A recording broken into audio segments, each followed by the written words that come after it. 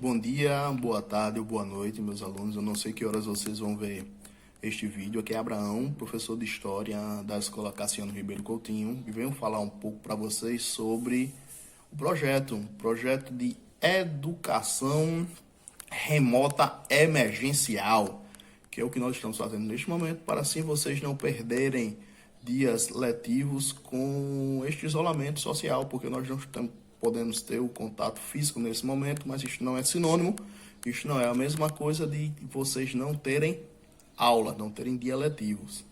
O assunto escolhido hoje, para a gente falar um pouco, são as pandemias e as epidemias ao longo da história, e o Covid-19, o coronavírus, que é a pandemia que está afligindo a humanidade neste momento. No primeiro momento, meus alunos, eu quero que vocês entendam que epidemia é diferente de pandemia. Epidemia é quando uma doença ela fica restrita a um município, a um estado ou a um país. Quando essa epidemia ela rompe essa barreira territorial, ela rompe essa barreira até de continentes, ela é considerada pela OMS, a Organização Mundial da Saúde, de pandemia, que é uma doença que pega o planeta inteiro. E a Covid-19 é uma pandemia. É importante a gente ver hoje que as epidemias e pandemias são constantes na história da humanidade. Esta, infelizmente, não é a primeira e também não vai ser a última.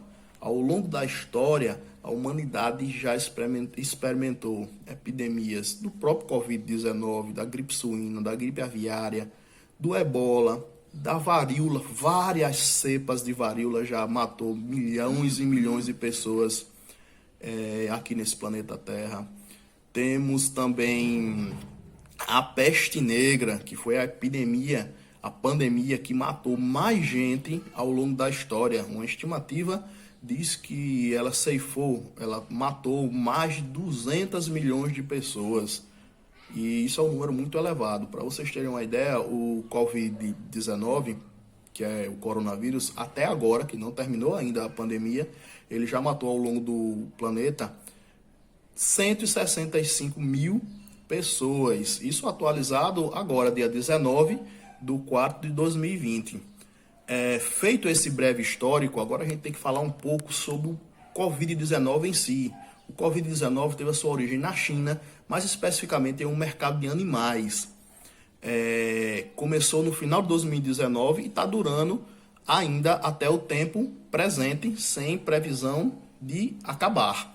Os sintomas da Covid-19 são 4. Atenção: dores, febre, tosse seca e dificuldade para respirar.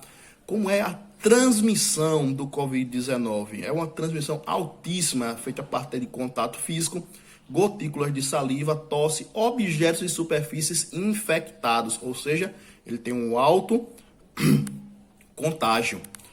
O medicamento que até agora mostrou muita eficácia é a famigerada cloroquina. A cloroquina tem 65% de chance de ter resultados eficazes, mas o problema da cloroquina são os efeitos colaterais, que são náuseas, arritmia, confusão mental e até sangramentos, ou seja, é um medicamento muito forte que não está plenamente testado.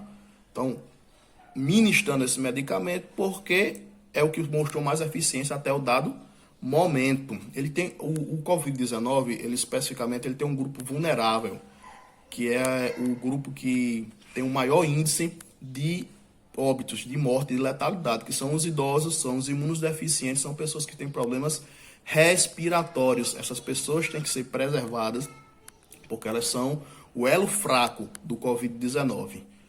Profilaxia.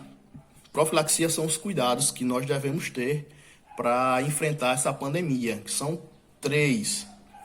O distanciamento social, a quarentena e o isolamento. São coisas diferentes dentro de um objetivo comum. Vocês têm que entender que o distanciamento social, ele é o uso de luvas, de máscaras, de álcool em gel, e fora da sua casa, você se mantenha ao menos 1 metro distante de qualquer pessoa. A quarentena se você manifestou alguns desses sintomas que eu falei anteriormente, que sejam dores, febre, tosse seca ou dificuldade para respirar, você tem que se guardar, ficar guardado no seu quarto, na sua casa, por 14 dias, porque senão você pode estar com Covid-19 e estar espalhando para outras pessoas e assim aumentando a pandemia.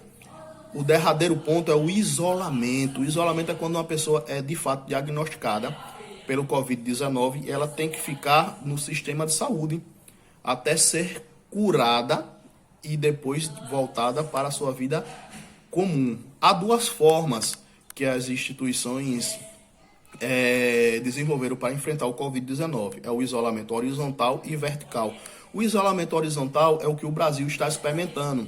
Comércio fechado, uso de luvas, álcool em gel e evitar o máximo o aglomeramento de pessoas. E o isolamento vertical é o menos severo, que há alguns países que já tiveram seu pico de contágio já estão enfrentando, que é a reabertura segura e gradual, com o uso de cautela, para assim o vírus não ter mais um pico de contágio.